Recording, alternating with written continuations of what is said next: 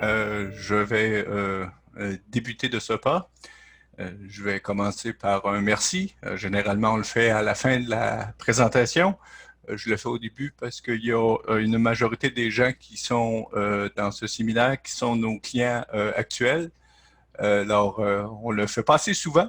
J'aimerais, au nom de toute l'équipe, tous les gens avec qui vous avez travaillé, que vous travaillez encore, vous dire un grand merci. Votre business est grandement apprécié. Alors, merci beaucoup à vous.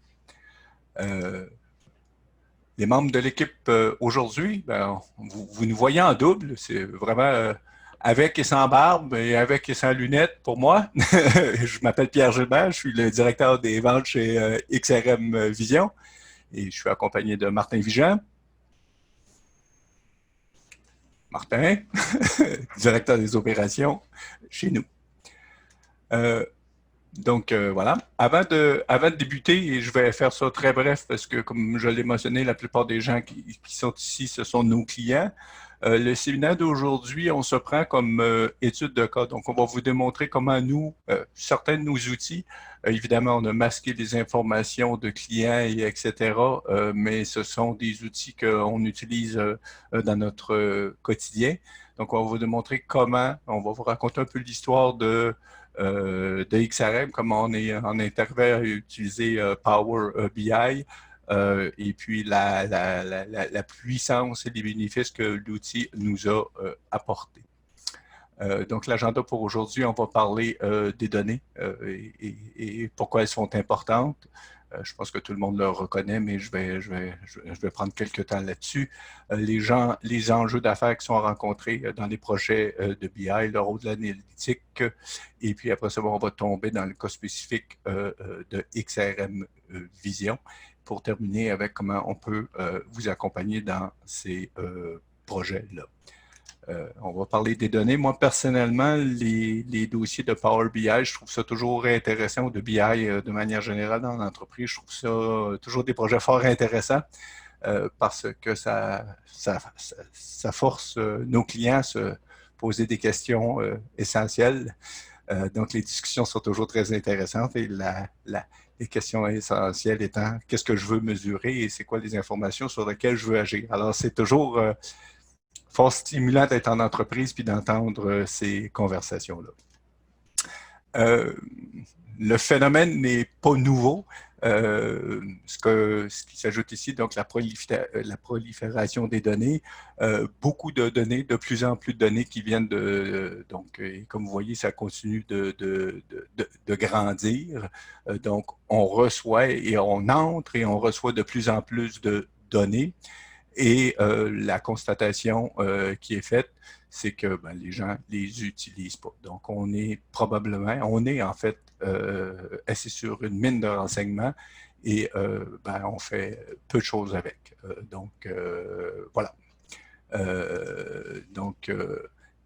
On pense que les données, c'est au cœur de la transformation digitale, des raisons pour lesquelles, selon Gartner, d'ici 2 ans, 90% des compagnies vont faire de l'information un actif qui est critique. L'analytique l'est. Et quand on parle de ça, il y a un des sujets qui est à la mode, on parle souvent de l'intelligence artificielle. Je crois personnellement qu'avant de commencer à penser à faire de l'intelligence artificielle, on devrait exploiter nos données de meilleure façon. Si on se rappelle un des premiers cadeaux, je sais qu'il y a des gens du retail ici dans le séminaire. Un des premiers cadeaux qu'on a eu pour les sites web transactionnels au niveau du retail, c'est que pour la première fois, les retailers, en fait, ouais, je peux dire pour la première fois, étaient capables de mesurer. Les retailers ont toujours été très bons à identifier qui leur achetait quoi. Le challenge était de savoir si j'ai un walk-in, pourquoi les gens n'achètent pas. Puis le site web, de la façon dont les gens se comportent, on réussit à ramasser un paquet de données sur, oh mon Dieu, les gens se rendent jusqu'au produit, parfois même le mettre dans le panier, mais ne l'achètent pas. Et ça permet de prendre des décisions, c'est de la nouvelle information. Donc, c'est un peu un exemple d'un nouveau canal d'information qui est arrivé. dont les retailers se sont servis, ça je le sais. Donc, essentiellement, ce qu'on voit, c'est que 50% des données qui sont générées ne sont pas utilisées. Alors, passer au temps et à l'argent investi à entrer des données dans le système, et on est certainement chez XRM Vision à l'intérieur des CRM, un agent qui va aider à entrer des données, mais il faut réussir à les faire ressortir, ces données-là. Rien de trop sorcier de ce côté-là. Alors, voilà. Les enjeux, ceci étant dit, c'est très beau, mais qu'est-ce qui arrive? C'est quoi les enjeux avec les fameuses données? Les données sont créées en silos. Je pense que ça va être cette représentation-là où on a des systèmes de HR, des productions qui sont séparées, les réseaux sociaux, les données des clients et des finances qui sont séparées. Je ne pense pas que ce soit quelque chose qui est étranger à beaucoup de gens. Il y a eu dans les années 80 à peu près, si je me rappelle bien, je suis assez vieux pour me rappeler de ça, c'est peut-être 80-90, une intention des clients de bâtir un ERP où ça serait la seule source d'information centralisée et on va tout mettre dans le ERP. Ça fait de très longs projets qui n'ont pas fonctionné. Ça a été difficile, ça a été coûteux, puis à la fin, ben, il y a toujours eu des systèmes, des shadow IT qui se sont créés, puis on n'est malheureusement pas à l'abri de ça. Et en plus de ça, quand on rajoute maintenant l'information, le nombre d'informations qui vient de systèmes externes, ben, on se retrouve avec ces silos d'informations-là. Fait que voilà, cette fameuse vue de 360 degrés du client ou des opérations qu'on a toujours voulu voir et c'est pas la première fois que je le dis dans ma carrière en informatique, il faut avoir une vue 360 degrés de votre organisation. Alors, quand c'est la troisième fois que tu répètes ça, ça devient un peu gênant, mais la chose que je me suis rendu compte, c'est que le cercle s'agrandit. Donc, c'est toujours la même intention, mais la vue 360 degrés vient de différentes sources d'informations. Alors, les challenges, puis ce qui arrive, c'est essentiellement, c'est que le nombre de données ont effectivement augmenté, les sources de données ont aussi augmenté, mais c'est aussi fort complexe. Donc, on parle évidemment des ERP, CRM, les réseaux sociaux, il y a des formats variés, il y a des différences au niveau de la granularité, du format des données, des modèles, et etc. Ça me rappelle une anecdote, je vais vous partager rapidement, mais j'avais un collègue qui faisait un spécialiste en BI qui s'est retrouvé à intégrer un système, puis peut-être la compagnie va se reconnaître, mais que je dis ça, mais bon, il devait intégrer à l'intérieur d'un système, en fait, divers systèmes financiers, parce que c'est une multinationale à travers le monde. Il s'est retrouvé une journée avec une vieille version de SAP, les tables étaient en allemand. Et puis, une autre journée avec une vieille version de GDE. GDE avait décidé, eux autres, qui donnaient des numéros. Fait que le client, c'était la table 1, 2, 3, 4, 5. Il fallait que tu te débrouilles avec ça pour faire surfacer les données. Fait que, donc, cette complexité-là, après ça, quand on veut amalgamer les données, ça devient fort complexe. Voilà.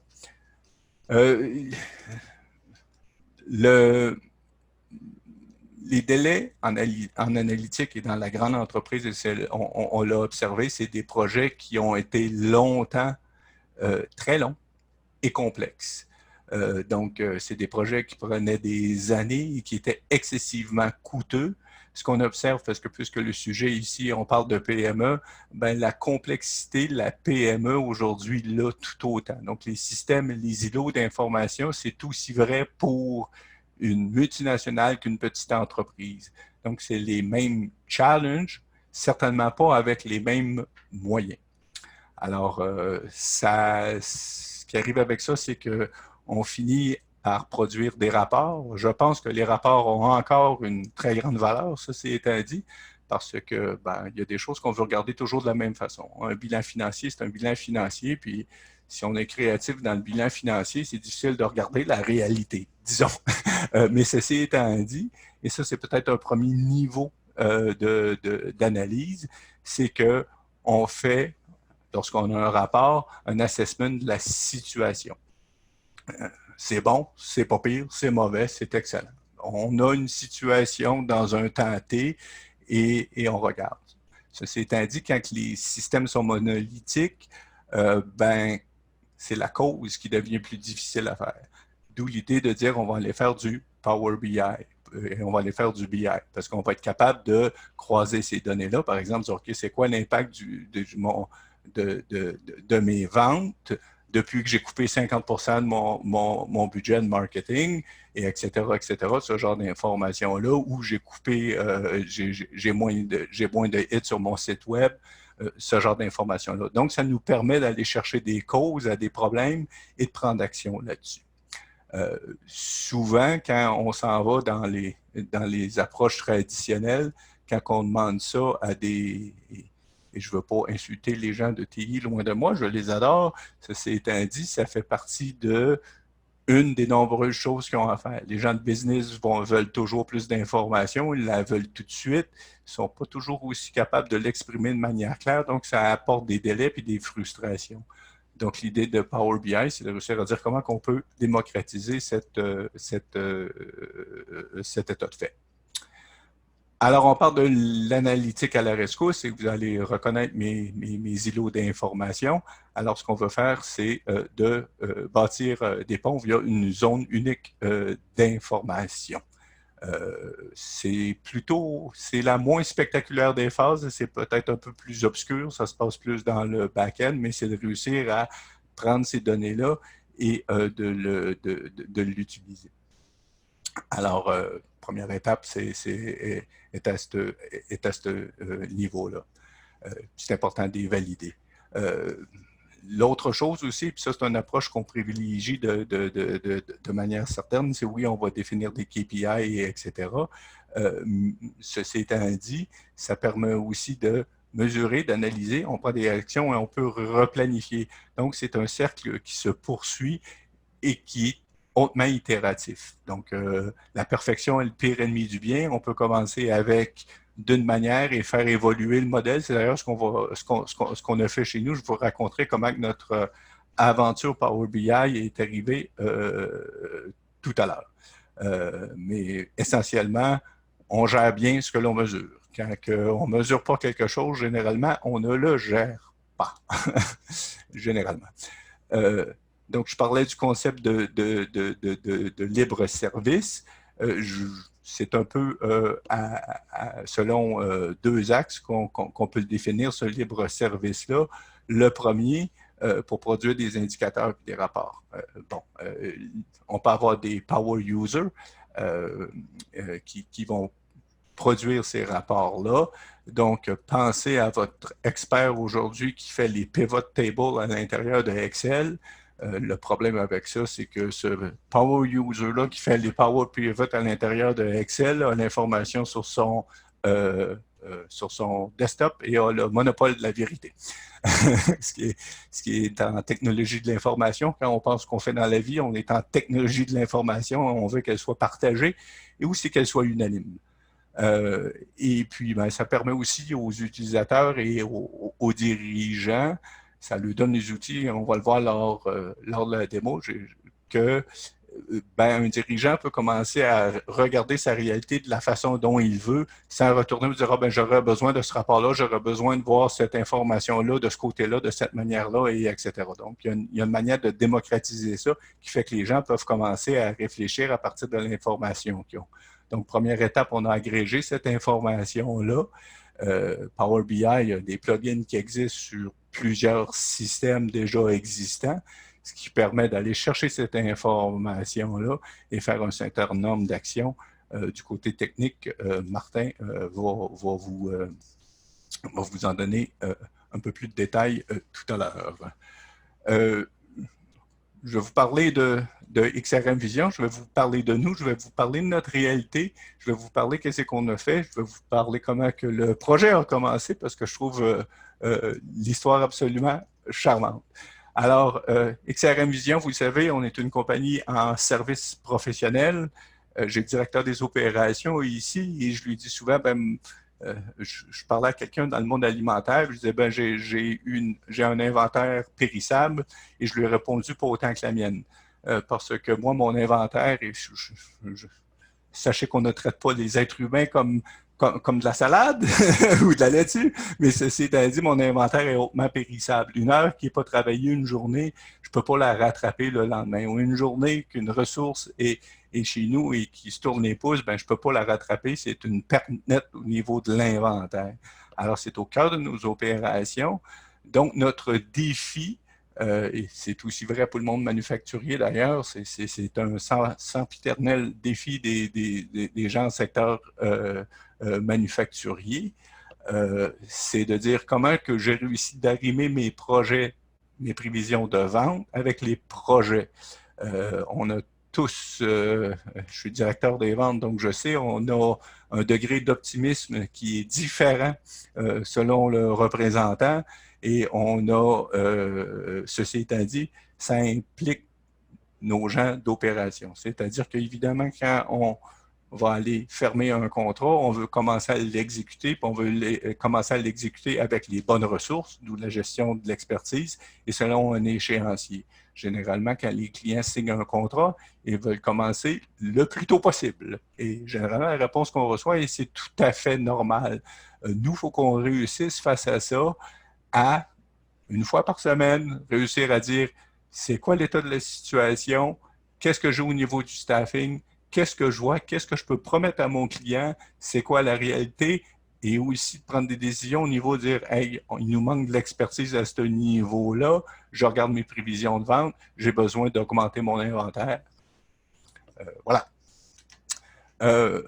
Donc, les processus sur lesquels on travaille, c'est tout ce qui est de la génération des leads. Au niveau du marketing, c'est toujours assez intéressant de voir c'est quoi la valeur du marketing, c'est quoi les activités marketing qui ont été génératrices de revenus, comment c'est arrivé, comment c'est arrivé. C'est pas aussi évident de dire je vais faire une campagne marketing, ce qui est inclus dans Dynamics 365. Comme aujourd'hui, j'ai fait un séminaire et demain matin, vous allez tous m'appeler pour qu'on fasse du Power BI. L'analyse n'est pas aussi simple que ça. Peut-être que certains d'entre vous qui allaient m'appeler demain vont dire j'ai un beau projet CRM et c'est la première fois qu'on se parle aujourd'hui. Donc, il y a une certaine complexité à ce niveau-là. Tout le processus, évidemment, de lead to order, on ne parle pas de lead to cash ici, mais de lead to order, qui est au cœur de ce que je parlais, et ensuite de ça, la livraison. Je ne sais pas pourquoi c'est en anglais ce bout-là. On a dû avoir le goût de mettre un peu d'anglais. Je vais vous décrire un peu le vieux meeting, le bon vieux meeting des ventes et des opérations. Et je suis certain que ça ressemble à personne d'entre vous, mais voilà, c'est pour ça que c'est une photo en noir et blanc et le meeting commence et il y a un vieux monsieur qui me ressemble un peu qui dit « Hey, on manque de staff ». Et ça n'a évidemment absolument pas d'allure qu'on manque de staff. Le directeur des opérations, vous voyez ici un jeune Martin qui dit que c'était pas forecasté, ça n'a pas d'allure. Puis il dit, ben oui, regarde, c'est forecasté. Hop, c'était dans un de ses Excel. Qu'il y a quelqu'un qui dit, ben c'est pas dans mon chiffrier à moi. Ce que j'essaie d'illustrer par là, et j'ai mon troisième ici qui dit que les Canadiens ont encore gagné, parce que comme il y a 20 ans, les Canadiens gagnaient. Ce que j'essaie d'exprimer par ça, puis si on regarde, c'est peut-être pas au niveau du forecast de vente, mais quand on tombe dans des chiffriers Excel, puis qu'on se rajoute une petite colonne, et que quelqu'un d'autre qui se rajoute aussi une autre petite colonne, ça termine toujours par le meeting d'une heure, dure 45 minutes, à être d'accord sur c'est quoi la vérité, et 15 minutes pour décider de c'est quoi de cette réalité, de qu'est-ce qu'on c'est comment qu'on agit, puis là-dessus, des fois, il y a la moitié du monde qui ne sont pas d'accord sur la vérité dont on a fait. Donc, ça devient excessivement difficile de prendre des décisions quand les informations sont en silo. C'est le temps de dire oui, je suis d'accord. Le nouveau meeting, évidemment, ils nous pris une vision de la réalité sur un grand tableau. Voilà des indicateurs de performance sur le Power BI et voilà, nos prédictions sont excellentes. Vous allez deviner que ça va bien parce que sinon mon exemple serait pas le fun. Effectivement, tout le monde est d'accord. Notre taux de fermeture est excellent. Ben oui, regardons ça.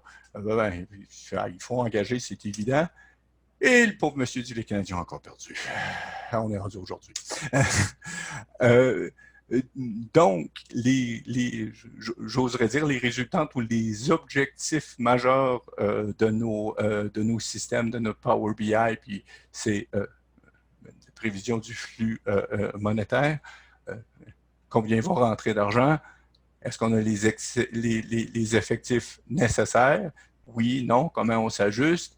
Et finalement, l'optimisation du temps des ressources. Est-ce qu'on peut réussir à dire, bon, on va faire X, Y, Z? Comment a commencé, et l'histoire est vraie, je vois Martin sourire et rougir, mais l'aventure Power BI chez XRM Vision a commencé à Atlanta lors d'un Convergence de Microsoft. Et les rumeurs veulent que Martin et Félix, le président, ont assisté à une session Power BI. Félix est un visionnaire, un homme d'action qui a dit « Cool, on devrait avoir ça ». Les rumeurs veulent que Martin, avec un 41 de gin et une semaine, a bâti nos premiers rapports Power BI sans avoir de formation. Il faut dire que Martin a quand même une expertise technique, mais ceci étant dit, c'est comme ça et on est arrivé à une première itération. Puis je vais en parler lors de l'approche et des suggestions, comment on fonctionne. Mais je vais vous parler de ce qu'on vous suggère à vous. Alors là, c'est la partie très technique où je dis c'est le temps de faire une démo. Martin is taking over. Je pense que je ne bouge pas et tout fonctionne. J'arrête de respirer. Je vais m'en occuper. Avant que je saute dans la démo technique, oui. qui va être plus business que technique, mais est-ce qu'il y a des questions? Est-ce que vous avez des commentaires, des choses que vous voudriez qu'on couvre, ou je continue avec la portion visuelle et fonctionnelle de la présentation?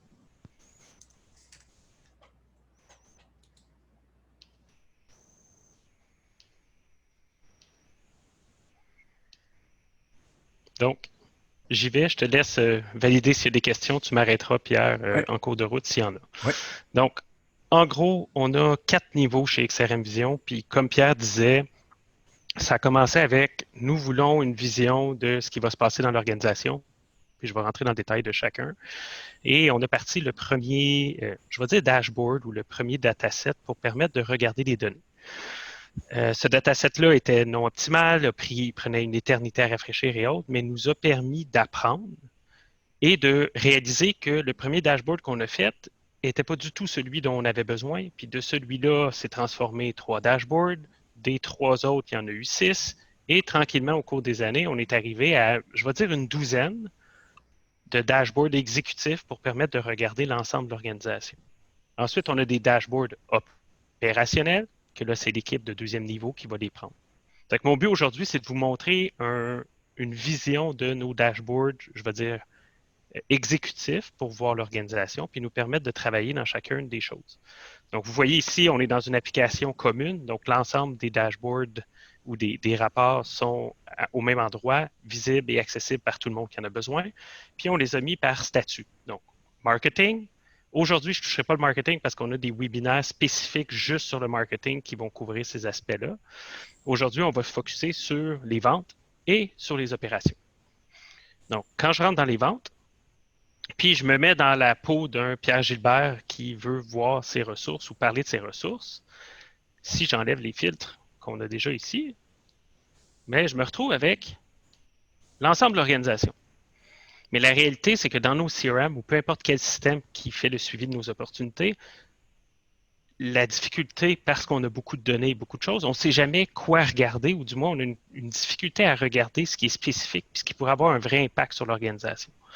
Donc, quand on regarde un dashboard comme ça, bien, j'ai l'équivalent de mes opportunités dans le CRM ici avec l'information pertinente. Donc, j'ai ici, c'est qui le rep, son stage, quand il va fermer tout ça, et j'ai des représentations techniques, visuelles de où on en est. Aujourd'hui, je veux faire un suivi avec Frank, qui est mon employé. Bien, je vais dire, bien, moi, je veux voir juste ce qui appartient à Frank. Aujourd'hui, on va focuser sur ce qui a une chance d'arriver incessamment et non ce qui est un placeholder pour le long terme. Donc, on va se fier sur ce qui va fermer, 60% à 80%. Puis ensuite, bien, on va encore sur ce qui a le plus d'impact. Donc, on va aller chercher des opportunités qui sont larges et moyennes. Les petites, on va les laisser de côté parce que c'est moins pertinent. Et on réalise que Frank, en fait de compte, a 4 opportunités majeures sur lesquelles on peut travailler. Puis en un seul coup d'œil ici, bien, je peux voir que j'ai une opportunité qui est 60% et plus de possibilité de fermer, mais qui est encore au stage prospect. Bien, normalement, j'ai déjà un problème soit de données de compréhension ou un problème client, et je peux m'asseoir avec Frank et voir l'information et dire, bien, c'est-tu prospect, c'est-tu une mauvaise entrée de données, c'est-tu un problème avec le client, puis j'ai toujours mon lien qui s'en va directement dans le système opérationnel pour pouvoir aller consulter ces données-là. Ensuite, si je m'assois avec Frank, puis je veux voir, est-ce que Frank, il travaille dans une semaine? Ou sur quoi Frank joue cette semaine qu'il faudrait qu'on voit ensemble? Ici encore, j'ai un tableau, mais qui me donne ce qui a changé dans les opportunités. Donc, au lieu de faire un meeting d'opportunités, de dire je prends les 350 opportunités de Frank puis je les passe une à une, ça permet de dire OK, l'opportunité ici, Crescent Point Energy, a augmenté de 346 000 dans la dernière période. C'est une bonne nouvelle. Mais si à chaque fois les augmentations sont à chaque semaine tout bouge, bien, il y a peut-être un problème de formation, de suivi ou autre avec Frank pour dire bien, les données, il faudrait qu'elles soient bonnes parce que toute notre organisation est basée sur ces chiffres-là. En même temps, quand on voit les closing dates qui bougent, les starts de projets qui bougent, bien, ça montre, j'ai peut-être un client qui est en train de magasiner ailleurs, j'ai peut-être un client qui n'est pas sûr. Puis ça nous permet d'avoir l'information pertinente. Ici, nous, on a cette information-là parce qu'on est dans des opportunités de services suivies, mais n'importe quel, je vais dire, indicateur qu'on veut suivre, ça nous permet de faire la transition entre l'avant, après et voir le delta. L'autre point qu'on utilise à l'interne, c'est Velocity and Aging. Je peux aller dans, comme Pierre disait, les différents niveaux de granularité. Dans les deux autres rapports, je suis à haut niveau sur le méta de l'opportunité. Ici, je m'en vais voir exactement dans c'est quoi mon temps passé dans chacun des stages ou des pourcentages de l'opportunité. Donc, je sais qu'en moyenne, mes opportunités restent à 20%, 29 jours. Est-ce que c'est bon? Est-ce que c'est pas bon? La bonne nouvelle, c'est qu'une fois qu'on a un rapport comme ça, c'est la moyenne de Frank. Mais je peux prendre l'ensemble de ma clientèle puis dire, oh, 29 jours pour Frank, mais dans la moyenne de l'entreprise, c'est 41. Donc, Frank est probablement bon à comparer le reste des vendeurs et il ne reste pas pris là. Mais comme vous avez vu, je suis dans le même rapport. Je n'ai pas eu à en faire 23. Je n'ai pas eu à le copier pour chacun des reps. J'ai un rep, un filtre, un rapport, un fil. Puis après ça, bien, je peux aller voir Frank, je peux aller voir n'importe qui dans l'organisation. Puis je crée un standard de visualisation puis une source de la vérité pour pouvoir travailler. Donc ça, c'est au niveau des ventes. Puis les rapports qu'on a faits au niveau des ventes à proprement parler, c'est vraiment pour gérer les discussions entre le directeur de vente qui est Pierre et les représentants de compte pour avoir les bonnes discussions puis parler des choses qui ont le plus d'impact au lieu de parler de l'ensemble des opportunités à tous les meetings. Quand on tombe au niveau opérationnel, puis n'hésitez pas si vous avez des questions, là, je peux les prendre au fur et à mesure s'il y en a qui pop. Quand je m'en vais au niveau opérationnel, il faut comprendre, chez XRM Vision, comme Pierre disait tantôt, on a un inventaire qui dépérit rapidement. Donc, si je n'arrive pas à placer mon monde, ben, c'est une perte sèche ou un manque de revenus. Et comme dans toutes les organisations, les ventes et les opérations ont des tensions de dire, ben, les ventes, je veux que vous me donniez les chiffres à temps pour pouvoir les staffer. Si vous m'arrivez le lundi à midi, ben, attendez-vous pas que votre projet parte le lundi à 1 heure. Ça ne marche pas comme ça, on n'y arrivera pas. Puis en même temps, on veut, ben, OK, je ne veux pas attendre que ça soit signé avant de le staffer puis de mettre des gens dessus parce que je n'arriverai pas à le livrer. Donc, nous, on a une règle à l'interne chez XRM Vision parce que nos vendeurs sont tellement excellents que à partir de 60%, quand on tombe dans une opportunité qui est à 60%, notre closing rate est assez élevé pour dire qu'on commence à le staffer ou à mettre des gens sur ce projet-là prévisionnellement à partir de 60%. C'est ce que ça donne, quand on regarde nos chiffres organisationnels, c'est cette vue-là ici, puis je vais l'agrandir juste pour qu'on voit toute la même chose. Ici, ce que vous avez en vert, c'est ce qui est à vendre. Donc, c'est déjà signé, j'ai des gens qui travaillent dessus, c'est déjà planifié, puis tout ça, c'est déjà signé. On appelle ça le hard booking dans notre jargon. Donc, ça, c'est signé, je dois le livrer. Ce qui est noir, c'est le soft booking. Soft booking, c'est toutes les opportunités qui sont à 60% et plus. Je dois planifier des ressources pour ça, pour m'assurer que si je n'arrive pas à le livrer, mais que je puisse commencer mon recrutement à temps pour pouvoir servir l'ensemble de mes clients. Puis le bleu, c'est toutes les opportunités qui sont en bas de 60% qu'on met au prorata de leur potentiel de fermeture.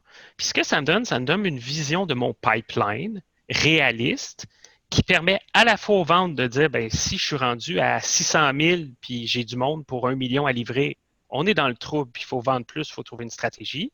Puis en même temps, si je vois une ligne avec le vert et le noir qui est à 1,5 million continu, puis moi j'ai 600 000 que je peux livrer avec la planification actuelle, il faut que je rentre en recrutement intense pour pouvoir me rendre là. L'autre point, quand on parle de granularité, je vais enlever le bleu, ça c'est macro pour l'ensemble de l'organisation. Mais j'arrive ici à savoir pour chacun des types de ressources que j'ai, donc j'ai des développeurs, des conseillers fonctionnels, des architectes, des gestionnaires de projets et tout ça, je vois l'ensemble en dollars parce qu'on a décidé de le suivre en dollars, mais on a d'autres rapports qui nous permettent de le suivre en heures, que je vais vous montrer tantôt, de qu'est-ce qui est prévu, mais je peux aussi aller dans le détail. Donc, voici la liste de mes employés et combien ils sont planifiés à amener. Puis la beauté de Power BI, c'est que je peux avoir les deux en même temps. Donc, voici la liste de mes développeurs avec les nombres et le méta ensemble.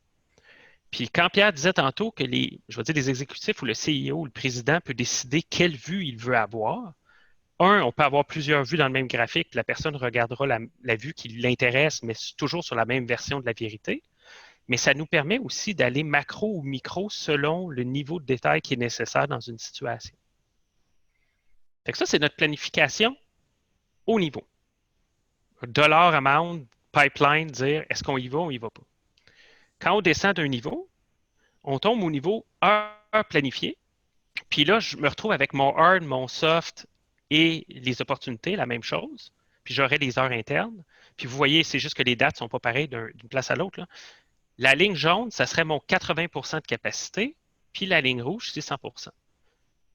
Chez XRM Vision, on essaie de se tenir en ces deux lignes-là. Puis quand je suis entre 80 de chargeabilité et 100% de chargeabilité, je suis heureux. En haut de 100%, bien, je commence à faire de l'overtime à tout mon staff, puis on a un problème. Puis en bas de la ligne jaune, on a un problème aussi parce que le monde ne sera pas assez occupé. Donc ça, c'est le type de graphique qu'on a au quotidien. Puis là, vous voyez l'overlay, là. On peut rajouter du détail par-dessus un graphique pour dire, c'est quoi mes top 3 soft, c'est quoi mes projets. Je peux aller avec plus de détails.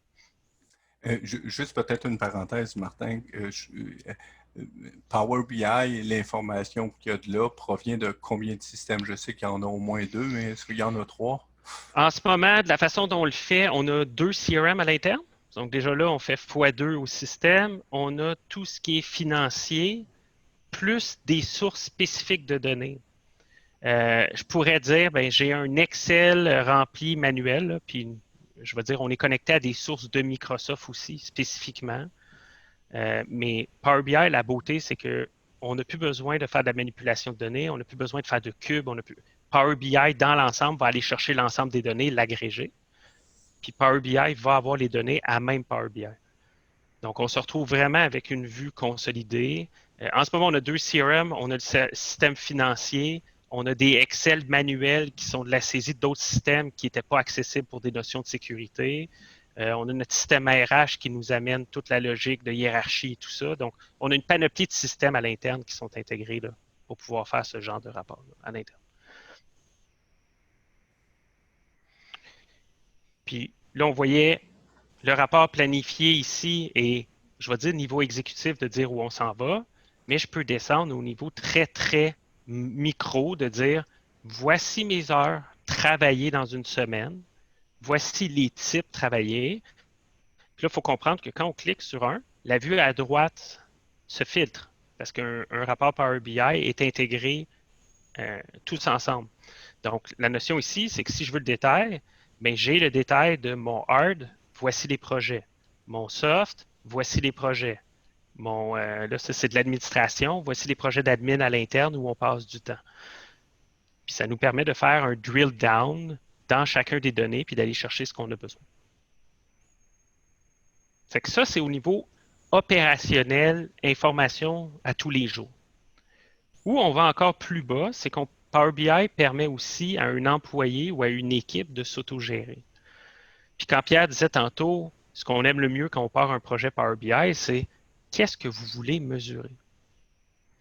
C'est quoi qui est important pour vous? Parce que oui, on peut déjà vous aider en disant voici les KPI de l'industrie, voici ce que vous devriez regarder. Dans un cycle de vente, voici ce que vous devriez faire. Mais chacune des industries a sa sauce secrète ou son niveau secret qui regarde.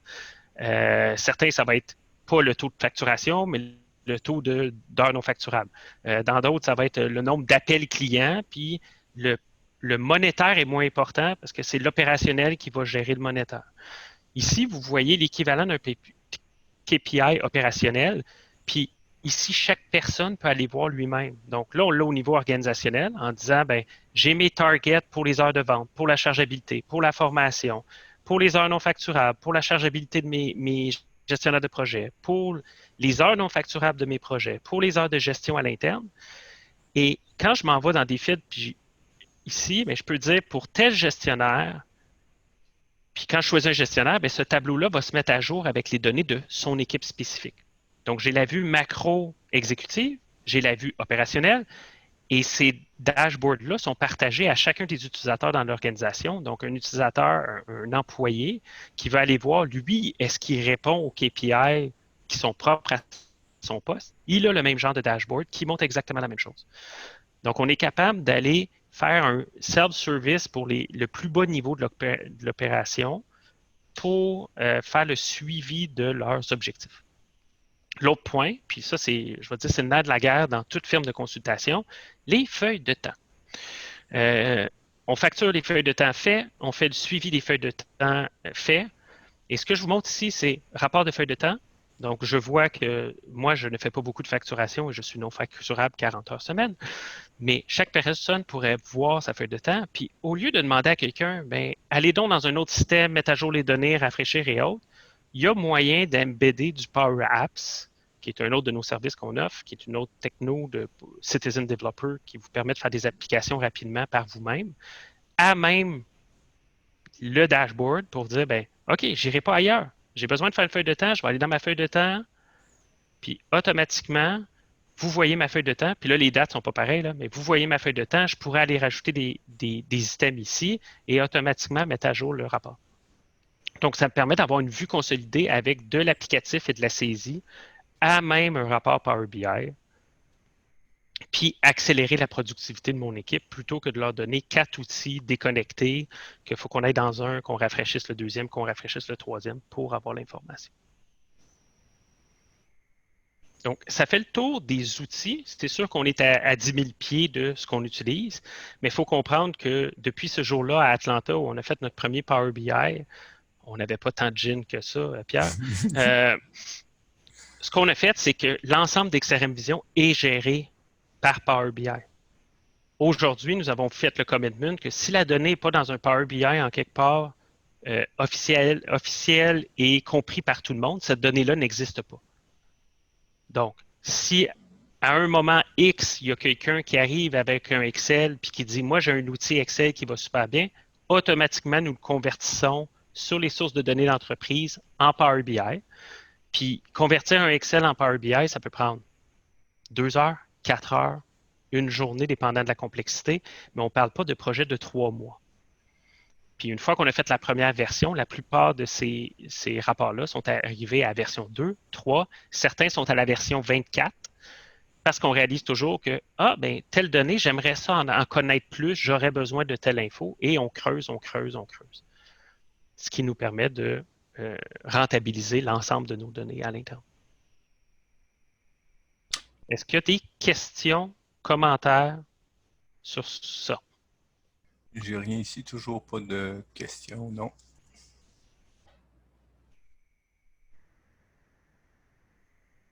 Donc, Pierre, si tu veux reprendre le contrôle, repartager ton écran. Oh oui, c'est le bout compliqué de la présentation, ça, Pierre. C'est ça. Mais n'hésitez pas, si vous avez des questions ou quoi que ce soit, c'est moi qui ai fait la plupart des Power BI à l'interne au départ. Donc, je peux aller autant dans le technique que dans le fonctionnel que dans le niveau à faire. N'hésitez pas si vous avez des questions. on est-tu en pleine page et tout? Oui, tu peux y aller. Hey, on a bien fait de se pratiquer. Euh, alors, c'est beau, mais comment qu'on fait pour implanter une solution comme celle-là, donc au niveau de l'analytique? Alors, Martin, je te laisse valider cette approche-là avant de poursuivre. Je te vois sourire. Je peux te dire, mais tu vas tellement être plus éloquent que moi. Donc, tu veux que je le dise. C'est ça que Oui. je comprends. Donc, la réponse ici. Puis, ce qui est les anciens projets, je vais dire BI ou data, souvent on se retrouvait à faire un cube, on se retrouvait à faire de l'infrastructure, des ETL, plein de choses qui étaient complexes. Puis quand on prend une PME qui n'a pas 2 ou 5 personnes temps plein comme sysadmin ou autre, ça peut devenir très, très compliqué. La beauté de Power BI, c'est que Power BI a déjà l'ensemble des connecteurs pour connecter à l'ensemble de ce qu'on veut faire. Et il gère la source, il gère les relations. Le petit icône en bas que vous voyez, c'est les relations entre les tables. Donc, à même Power BI, on est capable de faire beaucoup, beaucoup, beaucoup de choses au niveau données, puis au niveau, je vais dire, structure de données, visualisation et autres, ce qui nous permet facilement d'aller chercher des visualisations qui vont nous donner de la valeur d'affaires. C'est que le but ici, c'est plusieurs sources qui arrivent à Power BI. On n'a pas de gros composants technologiques à rajouter, puis on arrive directement à la visualisation et à l'analyse.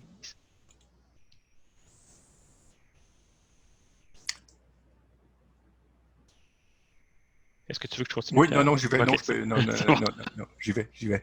Excuse-moi, c'était une pause dramatique. Je trouvais que c'était un bon moment. Donc, vous avez certainement entendu de la part de Microsoft et j'espère de la nôtre aussi de toute la puissance de la Power Platform. Euh, Power BI est une partie de l'équation, donc celle qui permet d'intégrer, de faire resurfacer les données. Je parlais dans la vie, c'est très simple, hein, l'information qu'on saisit dans des systèmes, la première question qu'on pose en BI, c'est cette information-là est-elle disponible à quelque part? Si elle est disponible à quelque part, parfait, on va aller la chercher dans Power BI. Si elle ne l'est pas, et on veut des données structurées, etc., ben le Power Platform, via les outils de Microsoft, va permettre de rapidement, vous avez vu un exemple, bon, l'exemple, l'interface est une interface mobile, vous l'avez vu, c'est comme ça que nos ressources rentrent leur feuille de temps. Ben ça, c'est une façon de dire, c'est de l'information que j'ai besoin de saisir, qui n'existe pas dans un système.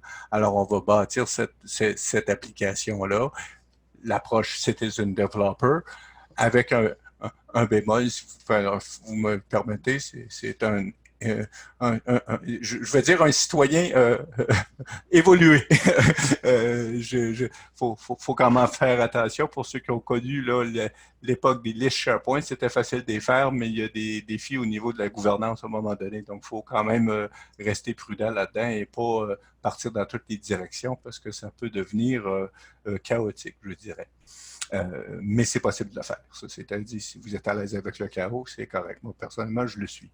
La partie automate et la notion de workflow, donc, qui va vous permettre de, selon des règles d'affaires, faire interagir des systèmes, déclencher des événements pour envoyer des courriels, etc. Donc, ça, c'est l'ensemble de la plateforme de Power BI. Donc, si vous manque de l'information qui n'a pas été saisie, et qui est critique, ben, on n'a pas besoin de développer ça à l'intérieur du ERP puis appeler SAP ou une autre compagnie pour dire OK, je vais faire cette partie-là. Il y a moyen de le faire autrement. Ce qui est présenté là ici, je vais passer très rapidement. On gagne en complexité rapidement de ce côté-là. Pour la PME, ça s'applique certainement moins, mais Microsoft a aussi apporter la notion du Common Data Service. Le Common Data Service est leveragé entre autres par Power BI, mais aussi par Dynamics 365. Et donc, les connecteurs dont je parlais, on peut aller porter ça dans le Common Data Service. Donc, essentiellement, c'est ce repository-là de données.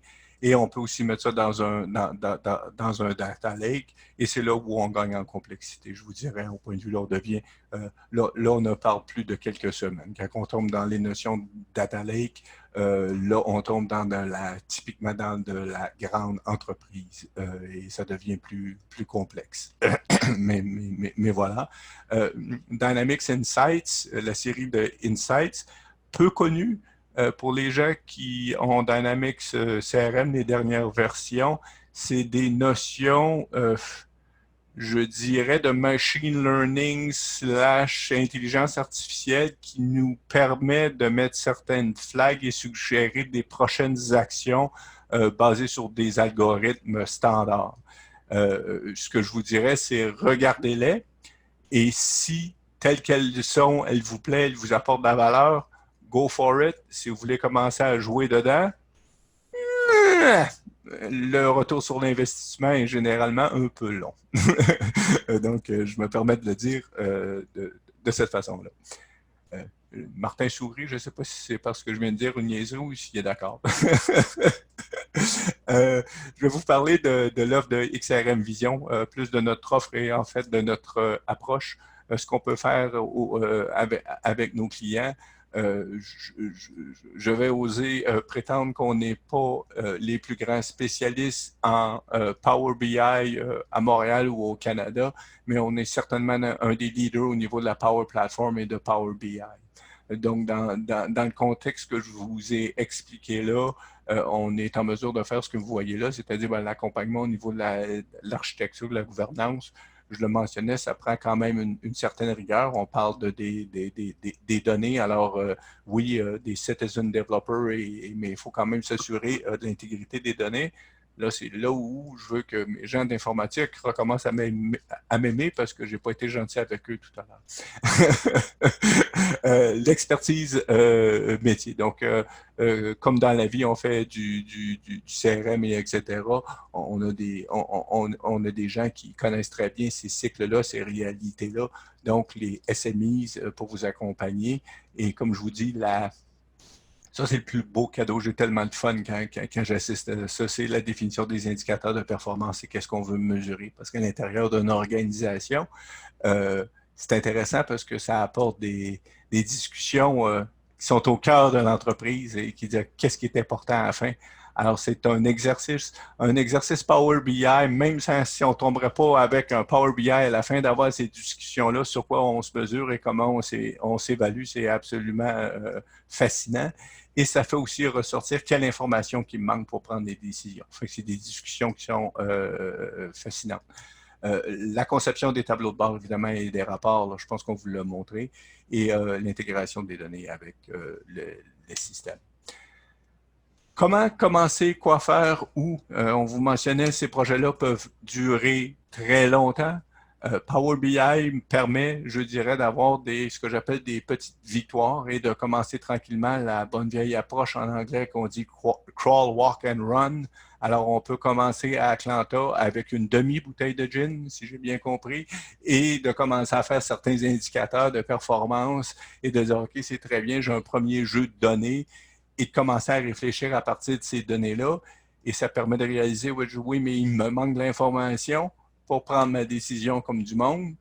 Ah, eh bien, je peux faire des itérations. Et puis, cibler aussi, puis ça, je reviens aux discussions de tout à l'heure, ce qu'on veut mesurer, l'information sur laquelle on veut agir, etc.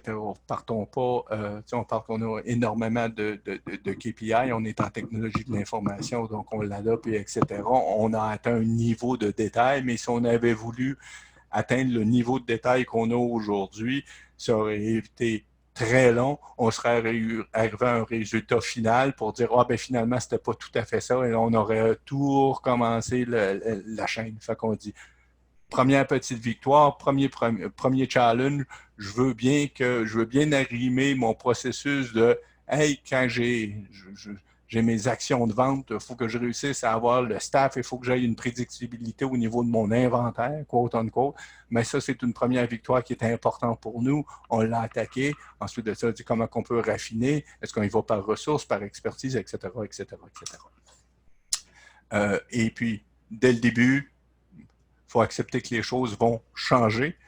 Je pense que je n'ai pas besoin de draguer ce point-là. Les choses changent rapidement et soudainement. Les réalités changent, les réalités d'entreprise changent énormément.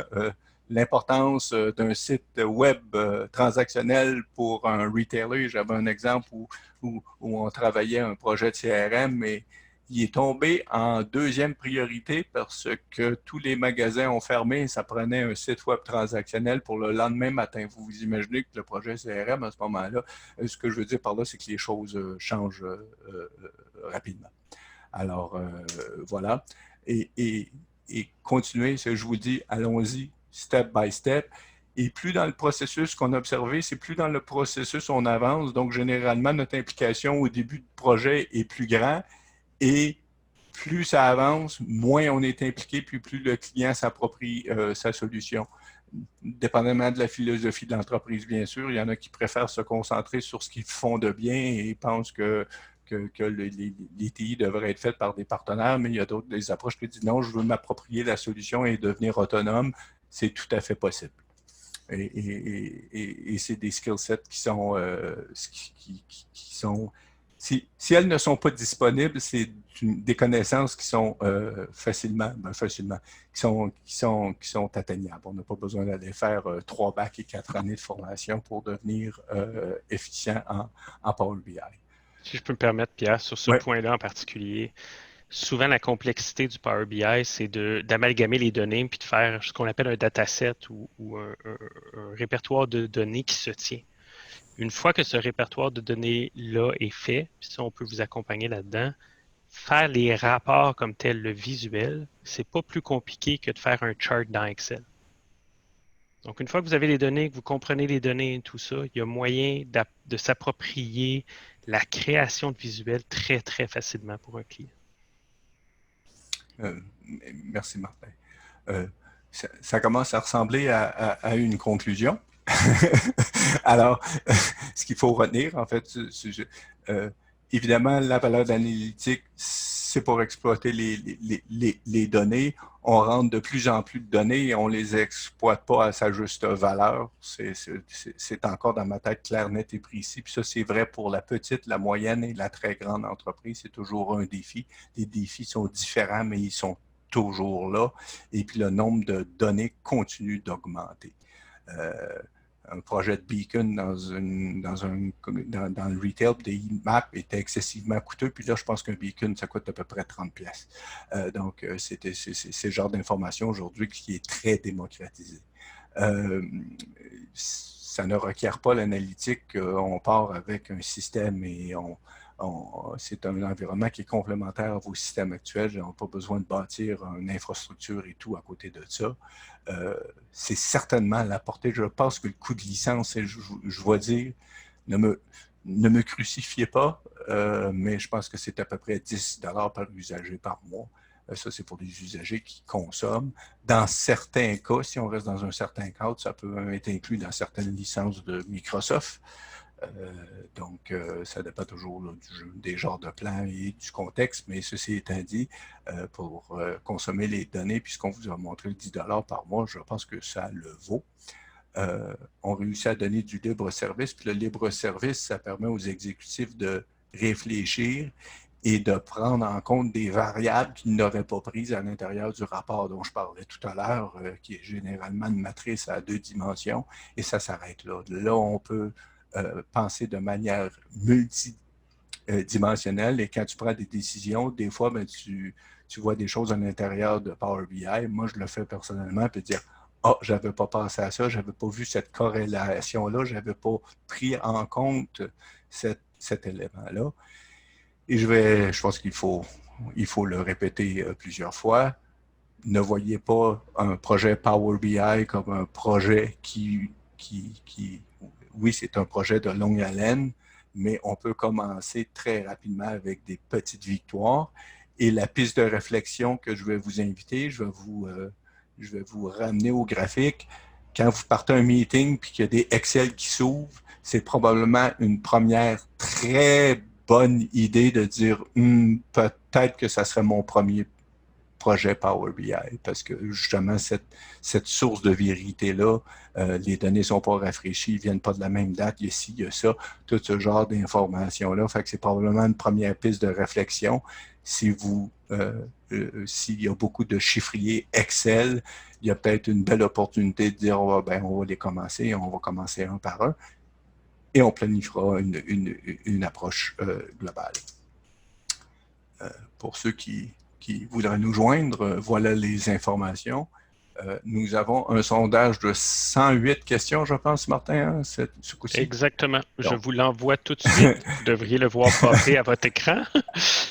Alors, si vous pouvez lui répondre, et après, on reste disponible si vous avez des questions ou quelques commentaires que ce soit pour discuter. Ouais.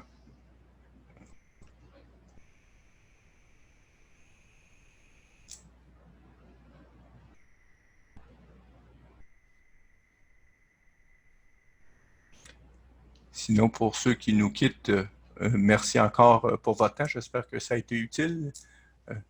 On va le voir avec vos réponses. Mais merci beaucoup. Merci beaucoup et bonne fin de journée.